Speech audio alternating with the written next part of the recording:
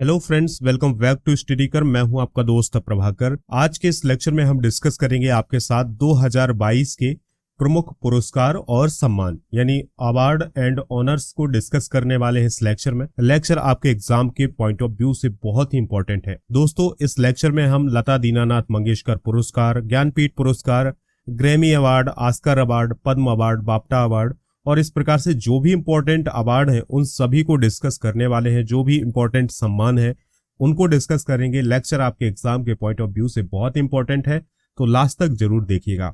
अगर आप इस लेक्चर का पीडीएफ प्राप्त करना चाहते हैं तो पीडीएफ के लिए टेलीग्राम चैनल ज्वाइन कर लें।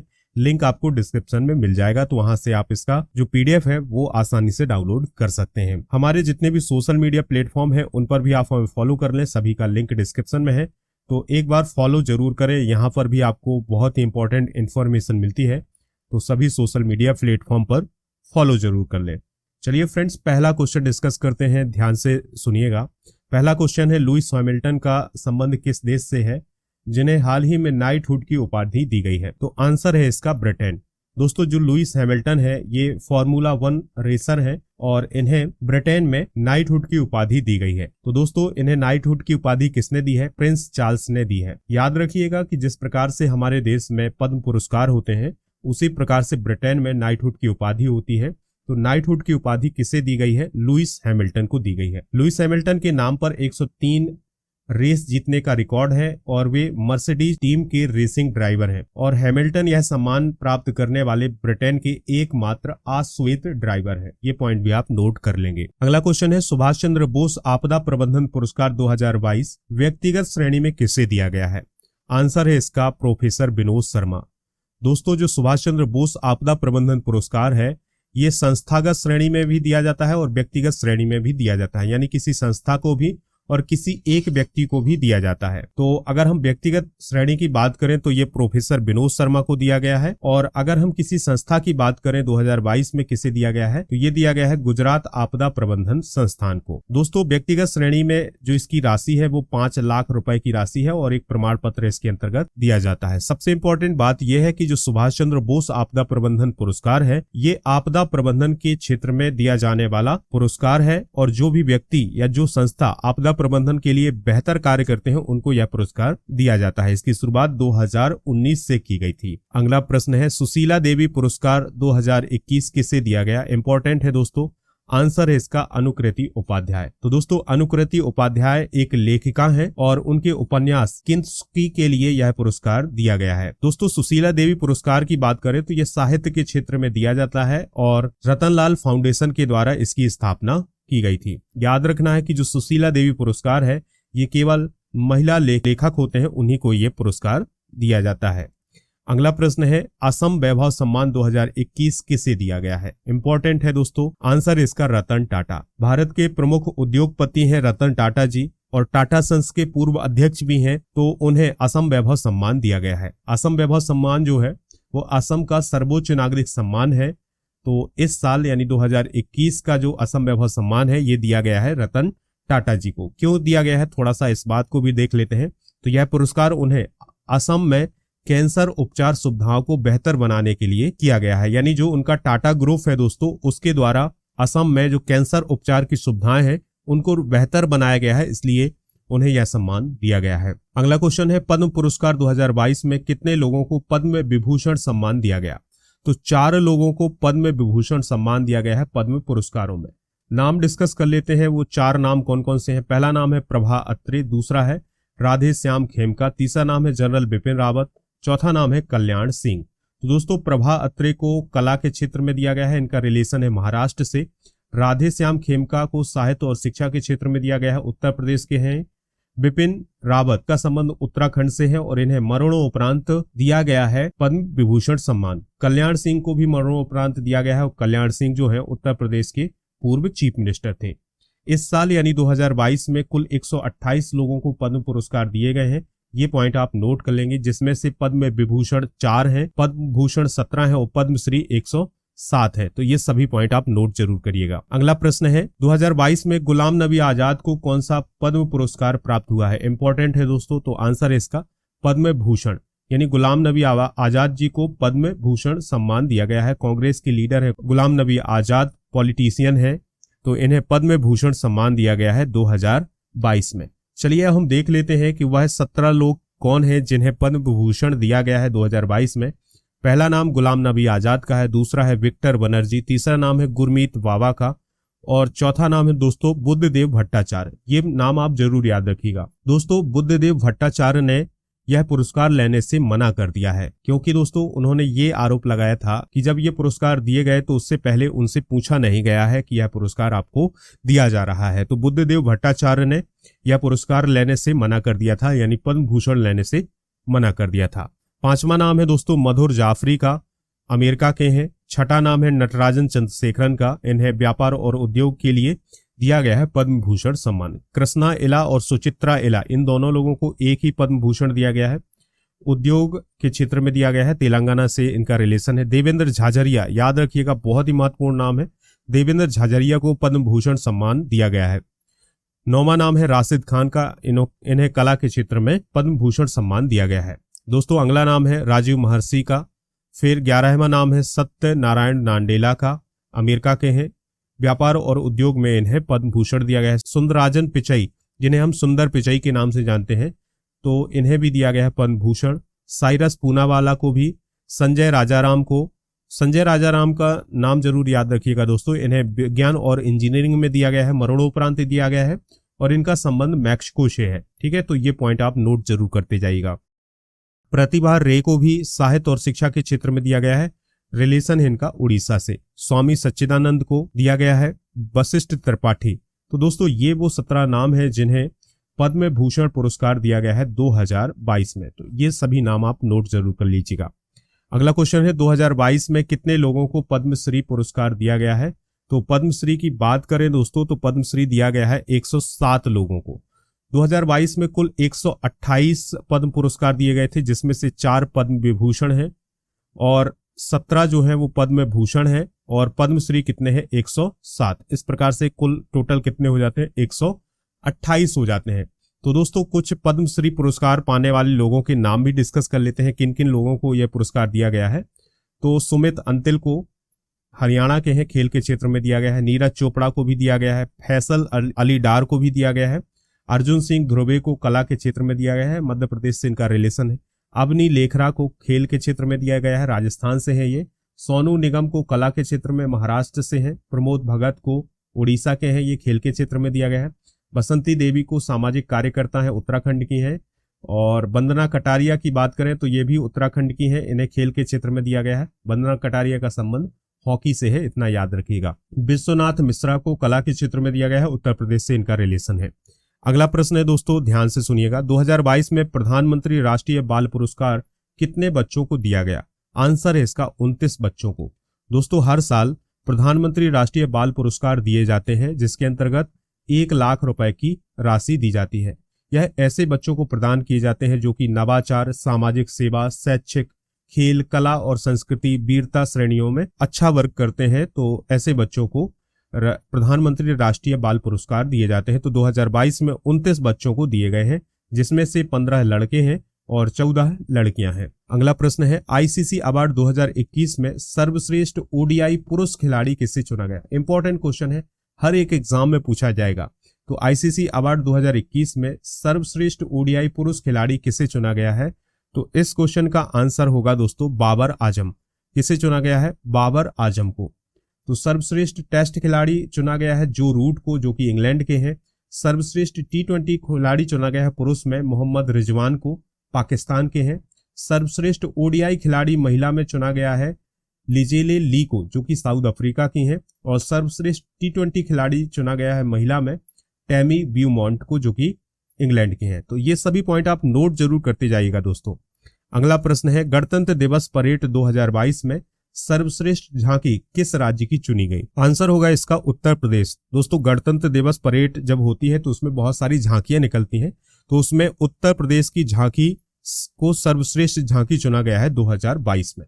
ठीक है, और दूसरा स्थान जो रहा है वो रहा है कर्नाटक की झांकी का, तीसरा स्थान रहा है मेघालय की झांकी का।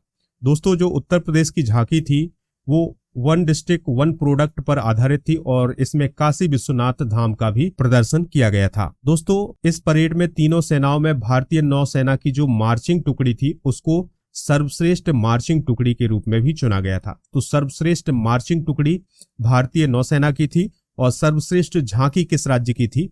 उत्तर प्रदेश की। अगला प्रश्न है the best FIFA men's player award 2021 किसे दिया गया है? आंसर है इसका दोस्तों रॉबर्ट लेवांडोव्स्की। दोस्तों जो रॉबर्ट लेवांडोव्स्की हैं उन्हें the best FIFA men's player award 2021 दिया गया है।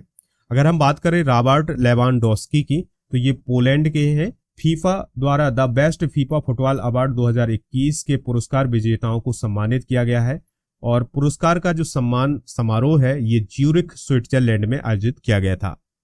दोस्तों अगर हम बात करें रॉबर्ट लेवांडोव्स्की की तो उन्हें यह अवार्ड लगातार दूसरी बार मिला है। अगला प्रश्न है किस टाइगर रिजर्व ने अंतरराष्ट्रीय TX2 पुरस्कार जीता है? यानी TX2 पुरस्कार किस टाइगर रिजर्व ने जीता है? तो दोस्तों इसका आंसर होगा सत्यमंगलम टाइगर रिजर्व। किसने दोस्तों? सत्यमंगलम टाइगर रिजर्व ने जो है वो TX2 पुरस्कार जीता है। अब ये TX2 पुरस्कार क्या होता है? T से हो जाएगा टाइगर, X2 मतलब जिस भी टाइगर रिजर्व में बाघों की संख्या 2 गुनी हो जाती है उस टाइगर रिजर्व को TX2 पुरस्कार दिया जाता है। तो जो हाल ही में अंतरराष्ट्रीय TX2 पुरस्कार दिया गया है ये सत्यमंगलम टाइगर रिजर्व को दिया गया है। ये पॉइंट आप नोट जरूर कर लीजिएगा। दोस्तों इस टाइगर रिजर्व में 2010 में जो बाघ थे उनसे 2 गुनी संख्या हो गई है और अब इस सत्यमंगलम टाइगर रिजर्व में 80 बाघ हो गए हैं, इसलिए इसे यह पुरस्कार दिया गया है। अब बात आती है कि सत्यमंगलम टाइगर रिजर्व किस स्टेट में है? तो तमिलनाडु राज्य में है और इरोद जिले में है। अगला प्रश्न है किसे the world games athlete of the year 2021 का अवार्ड मिला है? तो इसका आंसर क्या होगा? PR श्रीजेश को। दोस्तों भारतीय हॉकी प्लेयर है PR श्रीजेश और याद रखिएगा गोलकीपर है कौन? PR श्रीजेश। तो उन्हें the world games athlete of the year 2021 का अवार्ड दिया गया है। इससे पहले भारतीय हॉकी टीम की कप्तान रानी रामपाल को 2019 में यह पुरस्कार मिला था। ठीक है दोस्तों, तो अगर हम PR श्रीजेश की बात करें तो 2021 में सर्वश्रेष्ठ गोलकीपर भी इन्हें चुना गया था और जो 2021 में जो ओलंपिक खेल हुए थे टोक्यो में उसमें इन्होंने शानदार प्रदर्शन किया था। अगला प्रश्न है दोस्तों रेड इंक पुरस्कार 2021 में जर्नलिस्ट ऑफ द ईयर पुरस्कार 2021 किसे दिया गया है? तो आंसर है इसका दानिश सिद्दीकी। किसे दिया गया है दोस्तों? दानिश सिद्दीकी को। तो अफगानिस्तान में जब तालिबान सरकार बना रहा था या तालिबान कब्जा कर रहा था अफगानिस्तान में, तब वो रिपोर्टिंग कर रहे थे अफगानिस्तान में और रिपोर्टिंग करते समय ही उनकी मौत हो गई थी। तो इसलिए दोस्तों उन्हें रेड इंक पुरस्कार 2021 में जर्नलिस्ट ऑफ द ईयर पुरस्कार दिया गया है। ये आप याद रखिएगा। तो जो ये पुरस्कार है ये मुंबई प्रेस क्लब के द्वारा आयोजित किया जाता है। तो उसके द्वारा एक कार्यक्रम आयोजित किया गया था और उसी में रेड इंक पुरस्कार 2021 की घोषणा की गई और उसमें जर्नलिस्ट ऑफ द ईयर पुरस्कार किसे दिया गया? दानिश सिद्दीकी को। इंपॉर्टेंट क्वेश्चन है दोस्तों, ऐसे क्वेश्चन आपके एग्जाम में जरूर पूछे जाते हैं। लेक्चर अगर आपको पसंद आ रहा है तो लाइक जरूर करिएगा, दोस्तों को शेयर कर दीजिएगा सभी सोशल मीडिया प्लेटफॉर्म पर। चलिए दोस्तों अगला प्रश्न देखते हैं, ध्यान से सुनते जाइएगा, बहुत ही इंपॉर्टेंट क्वेश्चन है दोस्तों। पहला लता दीनानाथ मंगेशकर पुरस्कार किसे दिया गया? सबसे इंपॉर्टेंट क्वेश्चन यही होगा, पहला लता दीनानाथ मंगेशकर पुरस्कार किसे दिया गया है? तो आंसर है इसका नरेंद्र मोदी जी को। दोस्तों इस साल यानी 2022 में लता मंगेशकर जी का निधन हुआ है, तो उन्हीं के नाम पर एक नया पुरस्कार शुरू किया गया है, लता दीनानाथ मंगेशकर पुरस्कार। तो पहला जो लता दीनानाथ मंगेशकर पुरस्कार है ये दिया जा रहा है नरेंद्र मोदी जी को। किसे दिया जा रहा है? नरेंद्र मोदी जी को। तो देश और समाज की निस्वार्थ सेवा करने के लिए प्राइम मिनिस्टर नरेंद्र मोदी जी को यह अवार्ड दिया जा रहा है। अगला क्वेश्चन है 56वां ज्ञानपीठ पुरस्कार किसे दिया गया है? तो दोस्तों 56वां ज्ञानपीठ पुरस्कार जो है वो दिया गया है नीलामणि फूकन को। तो साल 2021 के लिए देश का सर्वोच्च साहित्यिक पुरस्कार यानी ज्ञानपीठ पुरस्कार जो कि 56वां दिया गया है दोस्तों इस साल 2021 में, तो ये किसे दिया गया है? असम के प्रसिद्ध कवि नीलामणि फूकन को। इस पुरस्कार के अंतर्गत 11 लाख रुपए की राशि दी जाती है। ज्ञानपीठ पुरस्कार साहित्य का सबसे बड़ा पुरस्कार है और पहली बार इसे 1965 में दिया गया था। कब दिया गया था? 1965 में। अगला प्रश्न है 64वें वार्षिक ग्रैमी अवार्ड में एल्बम ऑफ द ईयर किसे चुना गया? तो 64वें वार्षिक ग्रैमी अवार्ड में एल्बम ऑफ द ईयर का अवार्ड किसे दिया गया? तो इसका आंसर है VR को। किसे? VR को। याद रखिएगा, ये सभी पॉइंट आप नोट जरूर करते जाइएगा। तो बात आई है दोस्तों यहाँ पर ग्रैमी अवार्ड की, तो ग्रैमी अवार्ड के बारे में कुछ इंपॉर्टेंट पॉइंट डिस्कस कर लेते हैं। देखिए, ग्रैमी अवार्ड में बहुत सारे अवार्ड दिए जाते हैं, लेकिन जो इंपॉर्टेंट है वो याद रखिएगा, क्योंकि एग्जाम में जो इंपॉर्टेंट चीज होती है वही पूछी जाती है। बाकी अगर हम बहुत सारे नाम याद रखेंगे दोस्तों तो कंफ्यूजन बहुत ज्यादा हो जाती है।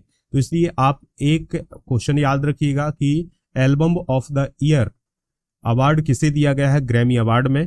तो ये दिया गया है VR को। ग्रैमी अवार्ड की बात करें तो ये अमेरिका में संगीत के क्षेत्र में दिया जाने वाला सबसे बड़ा पुरस्कार है। भारत में पहली बार यह पुरस्कार पंडित रविशंकर को प्राप्त हुआ था। 2022 में रिकी केज और फालू यानी फाल्गुनी को यह पुरस्कार दिया गया है। तो ये सभी पॉइंट आप नोट करते जाइएगा कि 2022 में रिकी केज को और फाल्गुनी को ग्रैमी अवार्ड प्राप्त हुआ है। अलग अलग कैटेगरी होती है, तो अलग अलग कैटेगरी में इन दोनों को दिया गया है। अगला प्रश्न है 94वें ऑस्कर अवार्ड में बेस्ट एक्टर का पुरस्कार किसे दिया गया है? ये बहुत ही इंपॉर्टेंट है, तो आंसर होगा इसका विल स्मिथ। तो 94वें जो ऑस्कर अवार्ड है उसमें बेस्ट एक्टर का पुरस्कार किसे मिला है? विल स्मिथ को मिला है। ऑस्कर अवार्ड की बात करें तो यह भी अमेरिका में दिया जाता है। तो अमेरिका में जो academy of motion picture arts and sciences है उसके द्वारा यह पुरस्कार दिया जाता है। यह एक्टर, एक्ट्रेस, डायरेक्टर आदि को यह पुरस्कार दिया जाता है। पहला पुरस्कार जो है ये दिया गया था 16 मई 1929 को। तो आप इसमें केवल इतना याद रखिएगा ऑस्कर अवार्ड में कि जो बेस्ट एक्टर है वो कौन है? विल स्मिथ है। ठीक है। अगला प्रश्न है मिस वर्ल्ड 2021 का खिताब किसने जीता? बहुत ही इंपॉर्टेंट क्वेश्चन है। मिस वर्ल्ड 2021 का जो खिताब है वो किसने जीता है? आंसर है इसका करोलिना विलाप्स्का। किसने दोस्तों? करोलिना विलाप्स्का। तो ये किस देश की हैं? पोलैंड की हैं और इन्होंने मिस वर्ल्ड 2021 का खिताब जीता है। और भारत की तरफ से पहला मिस वर्ल्ड का खिताब किसने जीता था?